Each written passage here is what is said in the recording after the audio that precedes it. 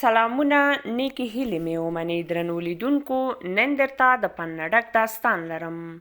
وی په یوه کور کې د موږک سوړه وه. دغه کور د یو بزګر و. یوه ورځ موږک ولیدل چې دهقان او میرمنې له یوې بوجۍ څه شی راوباسي.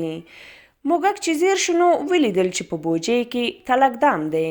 موږک له ډېرې ویرې پاسبام ته وخت او دا کیسه یې کوترو ته بیان کړه چې د کور خاوندانو تلک راوړی. کوترو ورته ویل چې دا زما ستونزه نه ده، زه هسې هم په تلک کې نه نښلم. موږک ډېر مایوسه شو، نور سمدلاسه لاړ او د تلک کیسه یې چرګ ته وکړه. چرګ ورته کړه چې زما د تلک سره هیڅ سر و کار نشته. غمجین موږک د دهقان د تلک کیسه پسه ته وکړه. پسه ورته په پسخند او رخشن سره وویل چې ځه خپل کار کوه. شپه شوه، کړپ شو چې په تلک کې مار ونښت. د کور میرمن دا فکر وکړ چې ګواکې موږک په تلک کې نښتی.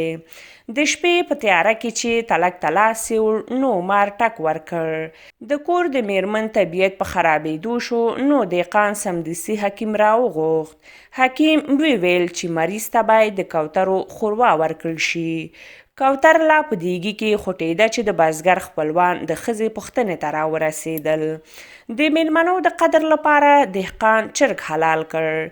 څو ورځې بعد د دهقان میرمن مړه شوه. خلک ډلې ډلې مړي ته راتلل. نو دهقان مجبور شو پسه یې حلال کړ تر څو د میلمنو قدر وشي. موږک د دهقان له کوره ډېر لرې تللی و، یعنی بیخي لرې. نو درنو لیدونکو، هسې ما ویل چې که چېرته څوک تاسو ته راشي او خپله ستونزه درته بیان کړي نو دا ورته مه وایئ چې دا خو زما مشکل نه دی. لږ فکر کوه او دا ووایه چې شونې ده سبا دغه مشکل ماته هم پیښ شي. که چېرته د ټولنې یو کس یوه کورنۍ هم په مشکل کې وي نو دا امکان لري چې د دې مشکل ټول هېواد ته ګواښ پیښ کړي. د خپل شخص، ذات، مذهب او ژبې له دایرې څخه بهر راووځه. د خپل ځان پورې محدود مه پاتې کېږه، بلکې د نورو د درد احساس هم په ځان کې پیدا کړه.